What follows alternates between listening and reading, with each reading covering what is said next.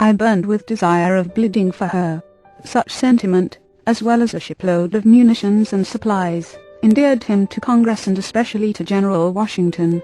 Washington and Congress may have also been endeared to the family that Lafayette brought with him.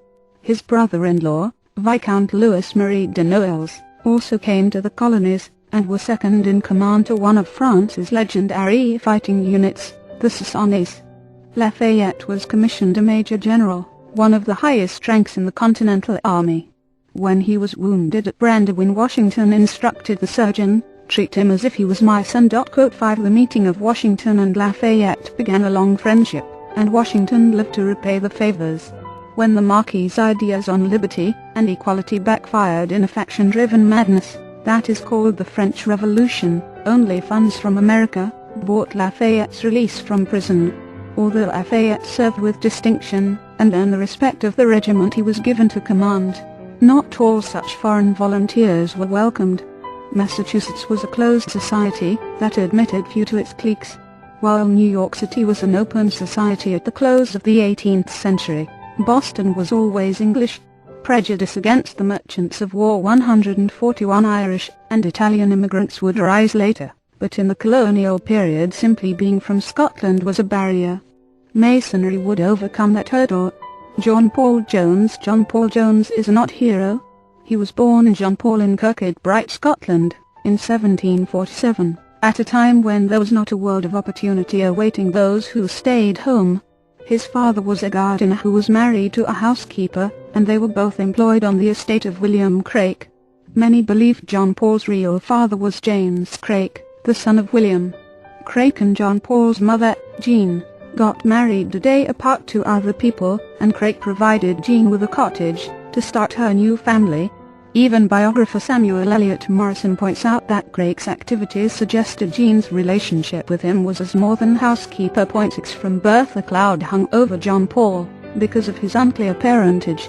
At age 14 he started his career aboard a ship engaged in the Barbados trade of rum, sugar, and humans.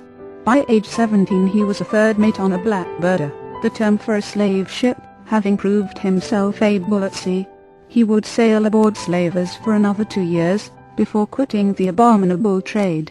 It was not as much the morality that assaulted his sensibilities as it was the smell.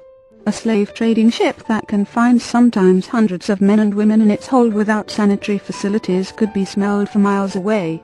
Upon sailing home from Kingston, Jamaica, the master and mate of Paul's ship died, so he brought back the ship on his own.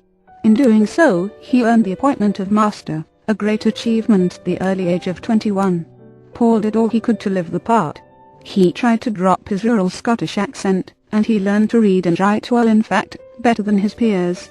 He dressed the part of an officer, and sought out the company of other officers. He also enforced discipline. At 5 foot 5 inches tall, command did not always come easy for Paul. Over the course of his career, he would more than once 142 the lodge, and the Revolution single-handedly quell a mutiny.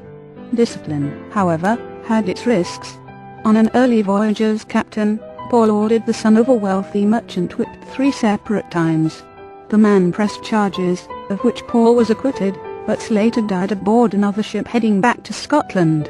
The father then pressed further charges against Paul, and had him arrested. Again Paul was cleared, but he came to understand the value of connections. Within days of his release from the Tolbooth jail, Paul applied and was accepted to the St. Bernard Lodge of Freemasons in Kirkcudbright. As a member of that lodge, he was welcome to visit, and sometimes find accommodations in other lodges around the world. He also made connections in the lodges that would advance his career, and even save his life. 3 years later, Paul was again charged with murder. His version was that the leader of a mutinous crew was about to hit him with a club, when he ran the man through with his sword. The incident occurred on Tobago, where the small population of whites was mostly Scottish, and the lieutenant governor was a friend. However, the young captain chose to flee. He disappeared for 2 years, and then turned up in Virginia with the new surname Jones. Most likely he hid in Edenton, North Carolina, where he had a hometown friend, Robert Smith. He then moved to Virginia, where Robert's brother James, also from Kirkcudbright, was a ship owner and an officer in the local Masonic lodge. With a new name and new life, Jones found safety and acceptance in Scotchtown, Virginia. Smith was a partner in a shipping firm with Joseph Hughes, who would become Jones' patron throughout the Revolution. Another friend was Dr. John K. Reed, who was related to Ben Franklin's wife, and was also active in Masonry. Jones knew Patrick Henry, and would compete for the hand of Dorothea Dandridge in marriage. When war broke out, Jones called on Hughes and another Kirkcudbright Mason, David Sproat, for an appointment in the 1st American Navy. Before meeting the enemy, Jones had many battles to fight. He, the merchants of war 143, encountered hostility from the New England Blue Bloods who resented a Scotsman. In fact, they resented anyone who was not a Saltonstall or a Winthrop who rose above his caste. Incompetents such as Dudley Saltonstall, brother-in-law of Silas Thien, who was descended from the Winthrops, received command instead of an upstart like Jones. It was only after others proved their incompetence that Jones received choice ships. Another battle was finding men. The American Navy paid less than it did to sailors aboard the privateers. When a prize was taken, a privateer sailor could get twice the share. Jones overcame his first hurdle by lodging with Boston Masons such as Thomas Russell and Abraham Livingston, and Portsmouth Masons like John Wendell. Wendell was a member of the very important St. John's Lodge of Portsmouth and introduced Jones. Jones in return hired Wendell's son, David Wentworth Wendell, cousin to both John Hancock and John Adams, as a midshipman. Repaying Abraham Livingston would be tougher, as Livingston ordered 12 cases of claret, a Chinese tea set, tableware, decanters, glasses, almonds, anchovies, capers, and olives from Jones' voyage to Europe. The second hurdle was overcome by impressing sailors, forcing them into service at pirate hideouts like Tarpaulin Cove in the Elizabeth Islands. It didn't win him friends, and in fact almost caused his arrest in Providence until he pulled his sword on the local sheriff. Jones made his career in Europe, shocking England with attacks on her ports and ships. Timing is everything, and Jones' timing was excellent. France was beginning to question the American chance at independence, when news of Jones' exploits hit. When Jones landed in France, he was the toast of the town, and was accepted in France's most prestigious Mason group, the Lodge of the Nine Sisters. Benjamin Franklin and Volta were also brothers of this mysterious group, which met at St. Sulpice. Jones spent his time in France accepting medals, dining with his new Mason brethren, and shopping for war supplies and tableware. After having denied Virginia northerly passage home, because of his enormous baggage and retinue of servants, Jones made a new enemy. Once 144 the Lodge, and the Revolution home, he had to answer to charges of delaying the needed war supplies. His hero status allowed him to answer in an abbreviated style, avoiding mention of anything but the condition of his ship. The war was then being fought on several fronts. Washington's Continental Army went from one defeat to another, retreating across the rebel country, while the British took advantage of the loyalist Scottish Tory factions in the south to demoralize the American forces. In Europe, American agents like Franklin and Dean labored behind the scenes to find America friends.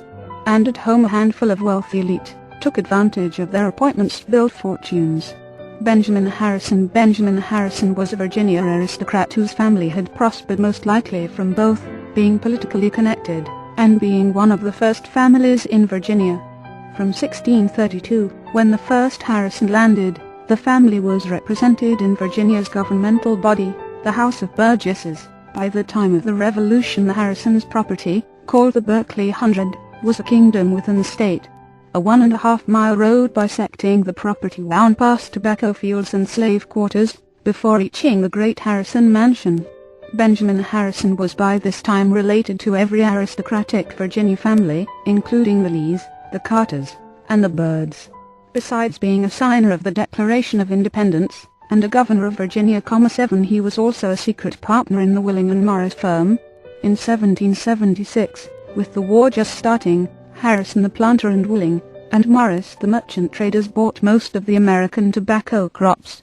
The prices were low, because everyone believed shipping the product to Britain for sale would be impossible at a time when a war was happening.